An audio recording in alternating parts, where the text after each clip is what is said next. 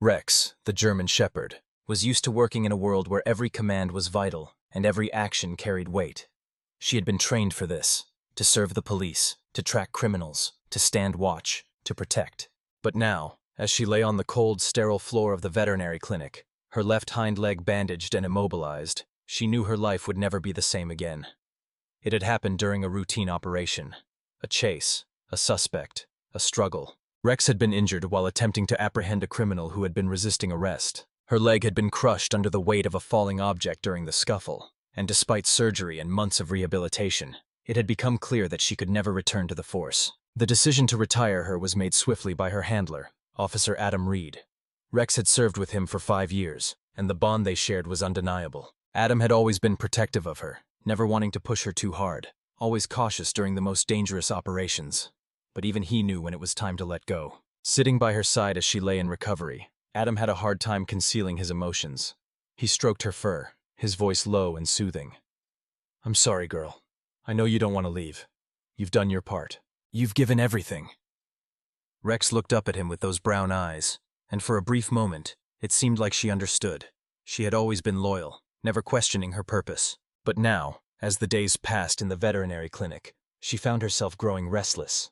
Her world had shrunk to a small cage, the scent of antiseptic air around her, and the low hum of the hospital lights. There were no more pursuits, no more commands. She was just another dog. The shelter volunteers tried to reassure her, but Rex didn't respond to their kindness the way she used to. She would glance up occasionally, as if weighing her surroundings, but soon returned to the quiet despair that had settled in her heart. One volunteer, Laura, had worked with Rex for a few days and noticed something different about her. Unlike some of the other retired service dogs, who adjusted quickly to civilian life, Rex seemed lost. She had been more than just a service dog. She had been a partner, a protector.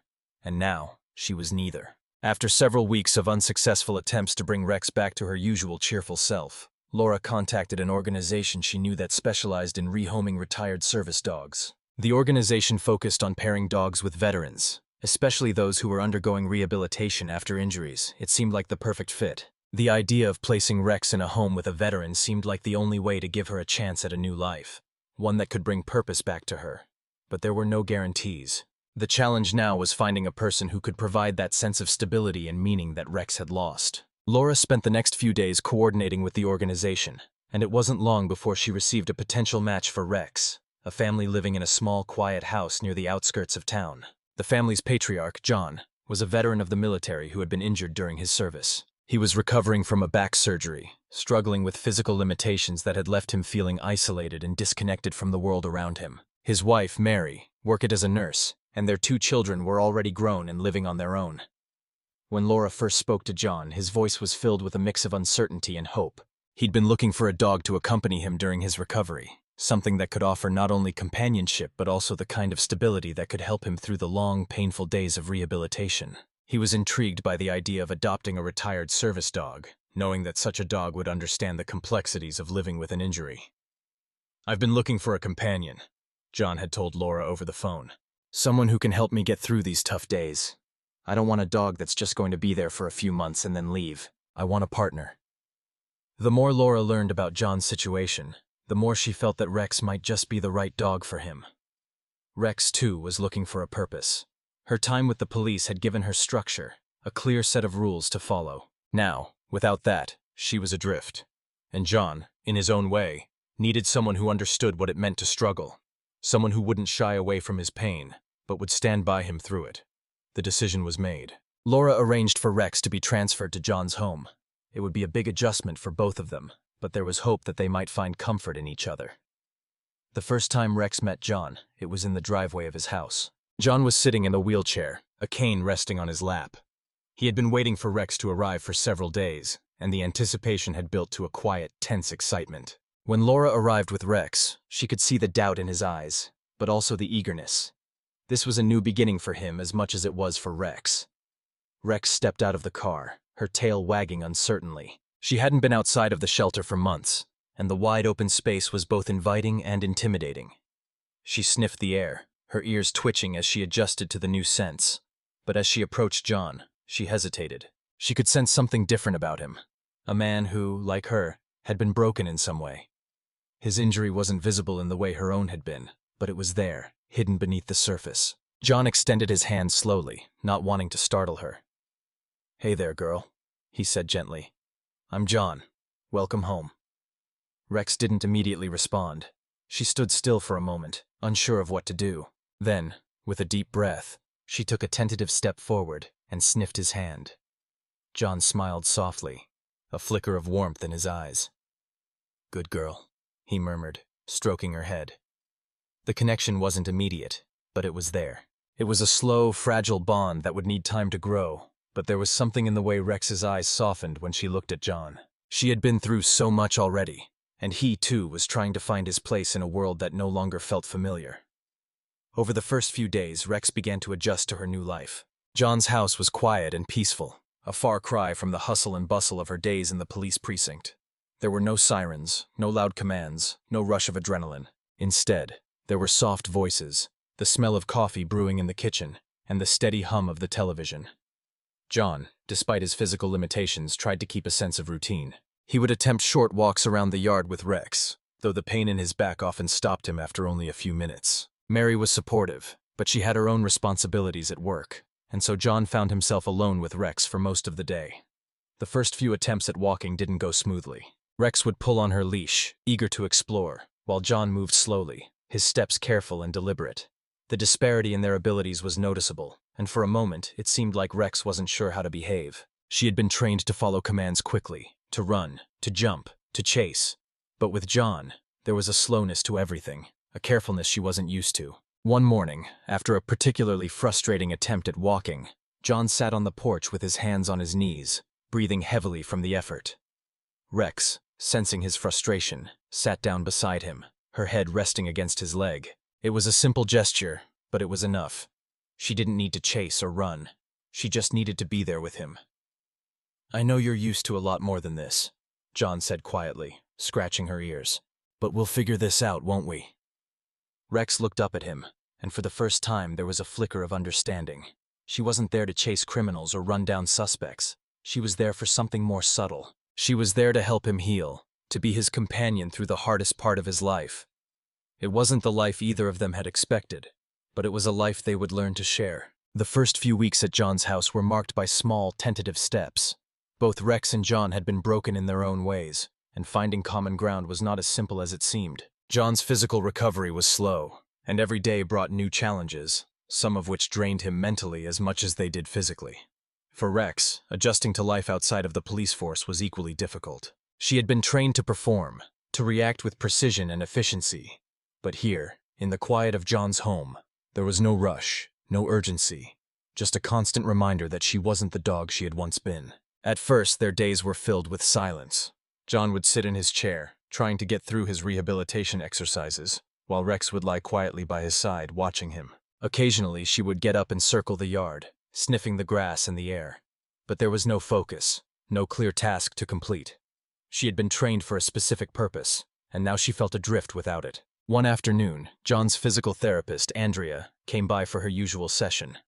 Rex had been acting more restless than usual that day, pacing around the house and whining at the door. John noticed her agitation but said nothing, focusing instead on the exercises he needed to do.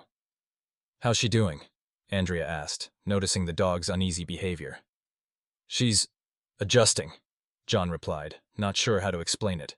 "She's still not really responding the way I thought she would. I think she misses being on duty."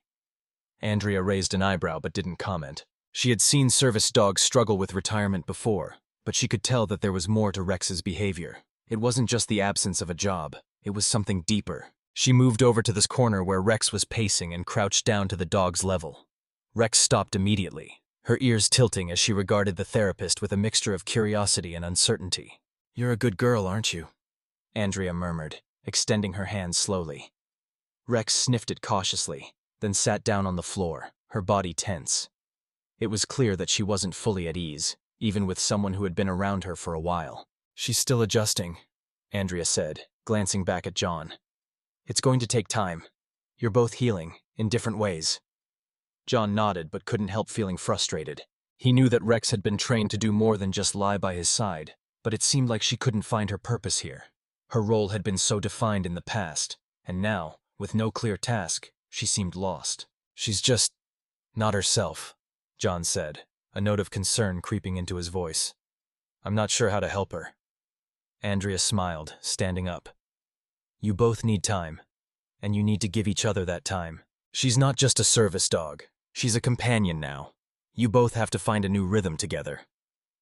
As Andrea left, John sat in the silence of the living room, staring at Rex. She had walked back to her spot near the window, her eyes scanning the outside world as if waiting for something that never came. John couldn't help but feel a pang of guilt. He had hoped that bringing Rex into his life would be a solution, a way for him to heal faster, but instead, it seemed to be complicating things. Rex wasn't just a dog to him. She was a reminder of everything he had lost: his job, his physical strength, his sense of purpose. Over the next few days, John tried harder to engage with Rex. He took her on longer walks, pushing through the pain in his back to get outside with her. But each time the walks felt awkward. Rex would pull on the leash, eager to explore, while John stumbled behind, his steps slow and unsteady. Rex would glance back at him every now and then, as if to check if he was keeping up. But there was no joy in her movements. There was no excitement, no enthusiasm. She was just going through the motions. One evening, after a particularly frustrating walk, John collapsed into the chair by the fireplace, rubbing his lower back. He was exhausted, both physically and emotionally. Rex, sensing his discomfort, came over and laid her head in his lap. For a moment, John didn't move. He didn't pet her, didn't acknowledge her presence. He just let her stay there, the warmth of her body calming his nerves. "Sorry, girl," he muttered, his voice rough. "I thought this would be easier. I thought we'd just fit together, you know?" Rex looked up at him, her dark eyes searching his face. For a moment, it was as if she understood the pain that he was feeling. She shifted slightly, nuzzling his hand, and John let out a long, deep sigh, running his fingers through her fur.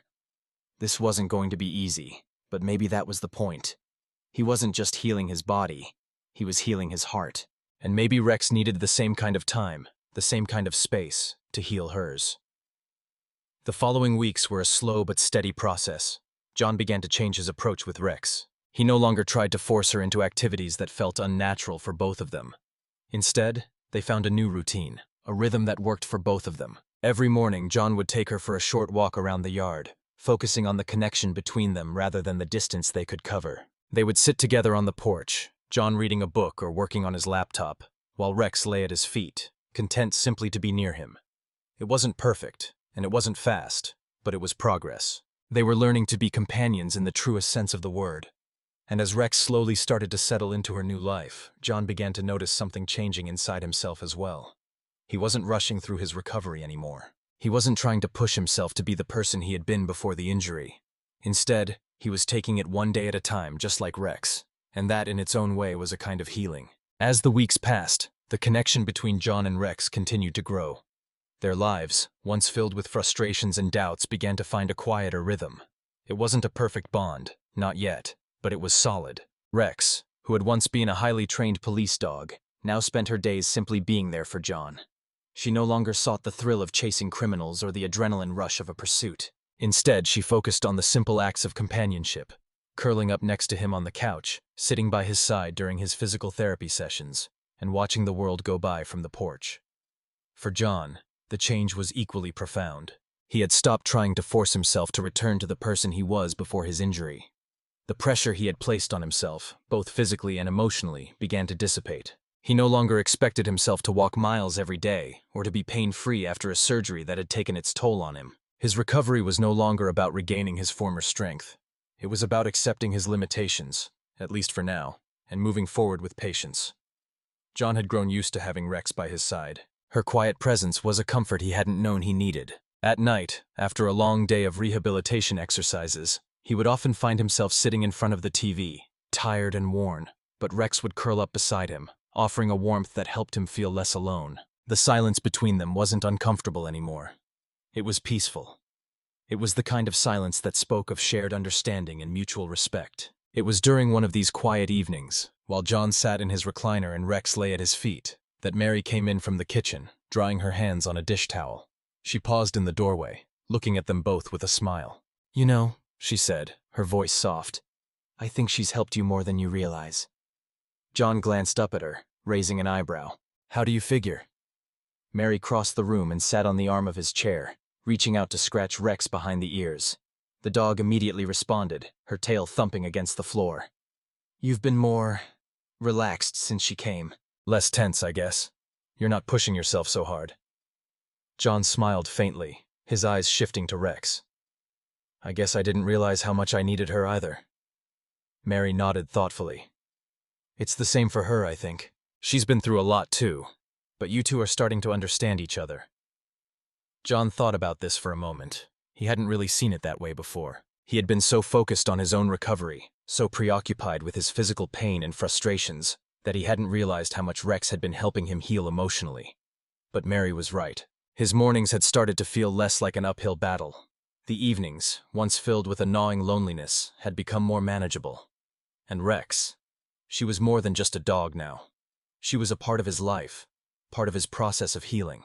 A few days later, John had an appointment with his doctor to check on his progress. His back was still sore, but he had made steady progress with his physical therapy. He was walking a bit more each day and felt less dependent on his cane. Mary insisted on going with him, and of course Rex was always there to support him, even if in an unspoken way. The doctor, Dr. Stevens, greeted them warmly.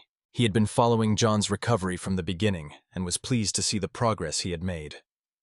You're doing well, Dr. Stevens said as he checked John's range of motion.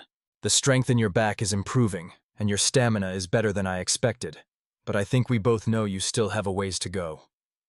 John nodded, but there was something more in his eyes.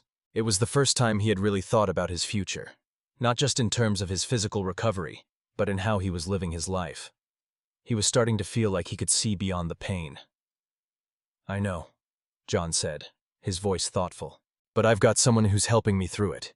A little help goes a long way. Dr. Stevens looked up from his notes, a small smile tugging at the corners of his mouth. I'm glad to hear that. It's important to have a good support system. John smiled back, but his thoughts were on Rex.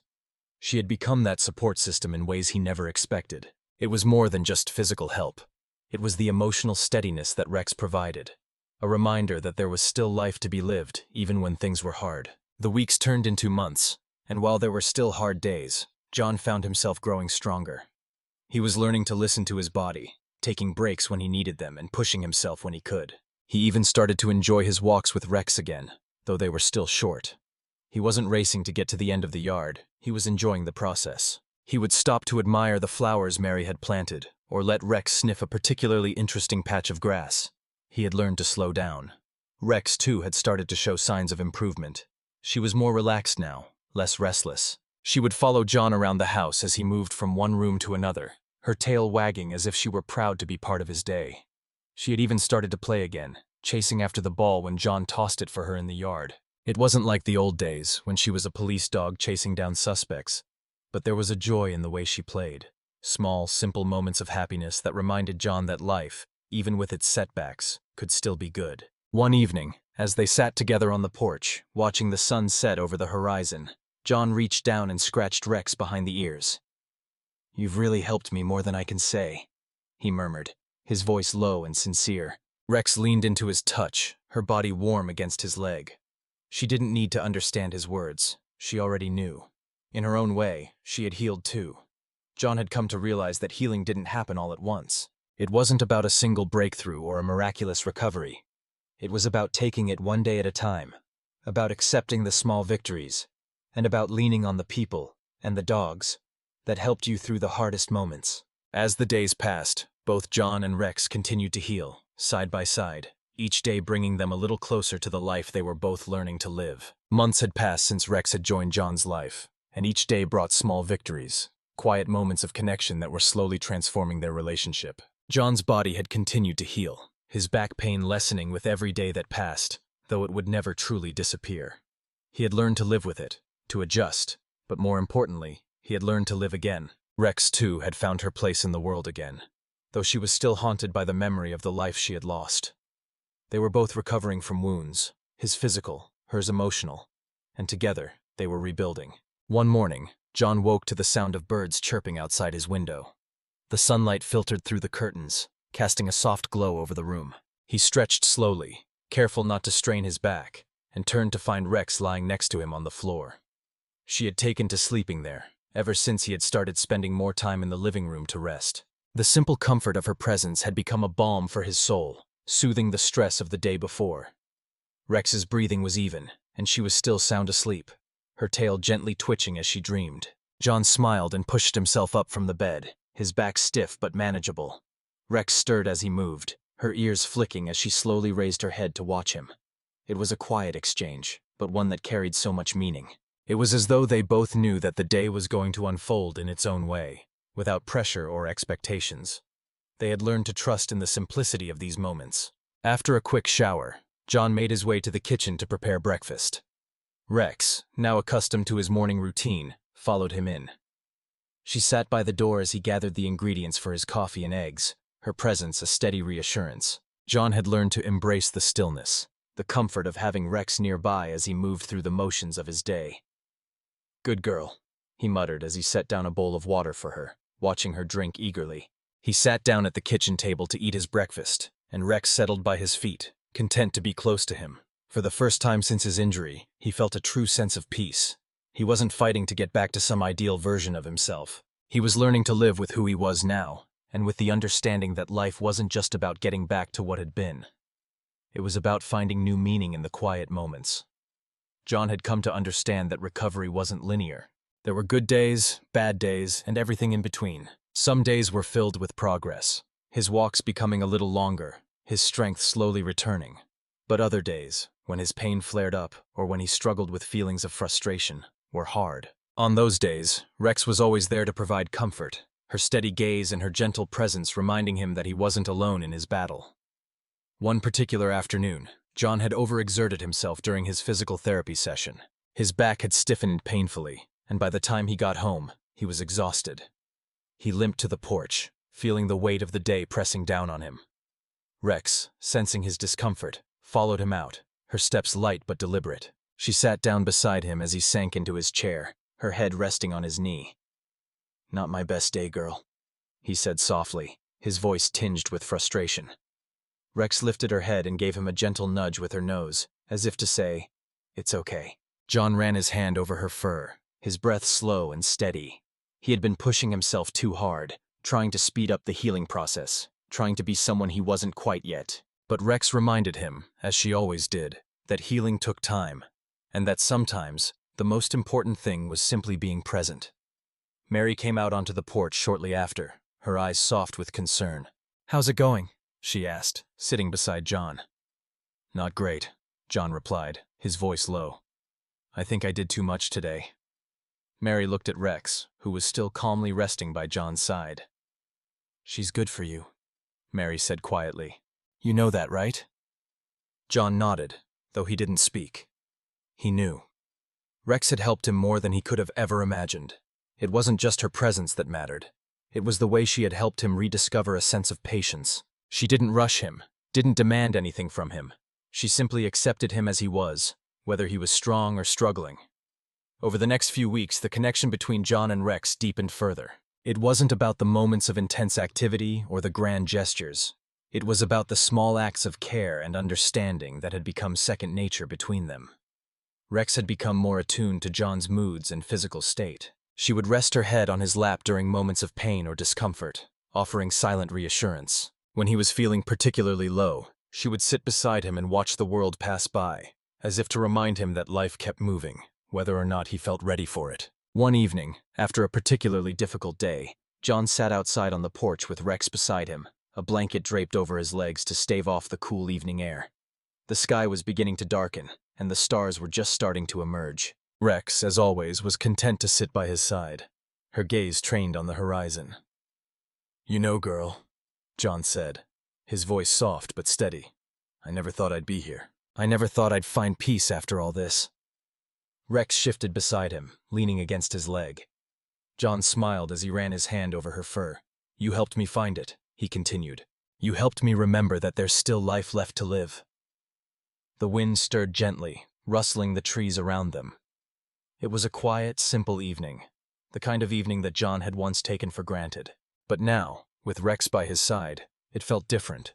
It felt like a gift. John looked down at the dog, her head resting comfortably against his leg. She had become his companion, his partner in healing, his steady presence in a world that had seemed so uncertain. They had both come a long way. Rex had helped him face his physical limitations, but more than that, she had helped him find the courage to face his emotional wounds. She had shown him that healing wasn't just about fixing what was broken. It was about learning to live with it, to move forward in a way that acknowledged the pain but didn't let it define him. The world around them was still and quiet, but in that silence, there was a sense of understanding, a bond that neither words nor time could ever truly define. John knew that in some ways, Rex had saved him, and in return, he had given her a chance at a new life, one where she didn't have to be a hero anymore, just a dog. But in his heart, she would always be more than that. She was his companion, his confidant, and his reminder that no matter how hard life got, there was always a way forward. John woke early the next morning, the light creeping softly through the curtains of the bedroom. The air was cool, and for a moment, everything felt still. Rex was by his side, her body curled in a relaxed ball at the foot of the bed, her breathing slow and steady. He had grown accustomed to waking up with her near him, a reminder that even on the toughest days, he wasn't alone. But this morning felt different, quieter in a way he couldn't quite place. Stretching carefully, John sat up, his back stiff from another night of restless sleep. His muscles had grown accustomed to the discomfort, though it was clear he still had a long way to go in his recovery. But something had shifted in him recently, something more than the physical healing. He no longer saw his injury as a barrier to the life he once had. Instead, he saw it as part of his journey, a chapter that had led him to this place, this life, with Rex by his side. Rex stirred as he stood, her ears twitching before she opened her eyes.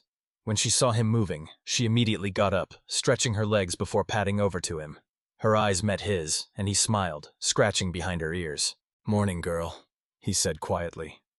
Rex gave a soft, almost contented grunt, her tail thumping once on the floor as she leaned into his touch.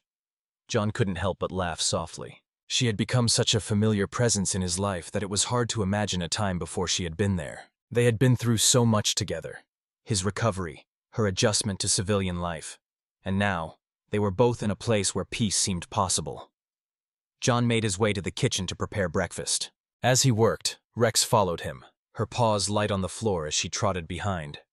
She had grown so accustomed to their routine that it almost felt like second nature now. John knew exactly where she'd sit while he ate, and she knew that she would get a few extra scraps if she was patient enough. He placed a bowl of water down for her, and then began to prepare his own meal. As he cracked eggs into a pan, Rex sat by the window, her gaze focused outside. John couldn't help but wonder if she missed the work she used to do, the sense of purpose she had had as a police dog. It had been clear from the start that Rex was a dog of action, driven by instinct and duty. But over time, he had seen her change. She had become more content, less restless. She had begun to find her peace in this new life. And he realized, maybe for the first time, that it wasn't just him healing. It was her too. Mary came in a few moments later, her face relaxed, a cup of coffee in hand. She smiled at the quiet scene of John and Rex in the kitchen, as if everything had found its rightful place. "Morning," she said softly, taking a seat at the table. John nodded, returning her smile. "Morning." Rex, always attuned to any sound, looked up and wagged her tail, her eyes lighting up at the sight of Mary. John chuckled softly. "She's got a thing for you." Mary raised an eyebrow. "Oh, I see how it is. You've got competition." John laughed, shaking his head. "I think I've already lost that battle." The next few weeks brought more quiet victories. John was continuing to make steady progress in his rehabilitation. His back was still far from perfect, but he had accepted that it would take time. And most importantly, he had learned to live with it, not as something to fight against, but as something to work with. His days had become filled with the gentle rhythms of life, slow walks with Rex, quiet evenings spent reading, moments of peace that he had never fully appreciated before his injury. But it wasn't just his healing that mattered. John had noticed that Rex had started to change even more. She had grown more active in the yard, running after sticks and balls with an energy that surprised him. Her movements were fluid, her tail wagging as she played, something he hadn't seen her do in a long time. She was rediscovering her playful side, the part of her that had been buried beneath years of service. It was as though, in her own way, Rex was starting to embrace the possibility of a new beginning. John could see that her sense of purpose had shifted. She was no longer defined by her past work. Instead, she had found a new purpose in simply being by his side, helping him to move forward in the best way she knew how. She wasn't a working dog anymore. She was a companion, a friend, and a reminder that there was more to life than chasing after what was lost. One evening, as John sat on the porch, watching the sunset with Rex curled up at his feet, he reflected on how far they had both come. It felt as though they had reached a quiet understanding, a mutual respect for the healing process that had shaped both of their lives. They had learned to navigate this new chapter together, finding comfort in each other's company. Rex had her own way of showing that she was happy. It wasn't through exuberant displays or loud expressions of joy. It was in the way she leaned against him when he was sitting still, the way she followed him around the house, or the way she would curl up at his feet at the end of the day, content and peaceful. She had found her own version of happiness, one that didn't require running after criminals or serving as a hero. She had found joy in the quiet moments. John had realized that he too was finding joy in those same quiet moments. His life had once been filled with noise, the constant rush of work, the adrenaline of action, the drive to prove himself. But now the noise had faded, replaced by something quieter, more meaningful. He had learned that healing didn't always come in big leaps or dramatic changes. It came in small, everyday moments. The comfort of Rex's presence, the quiet mornings, the evenings spent together. These were the things that truly mattered. As John sat there with Rex at his side, he thought about the future.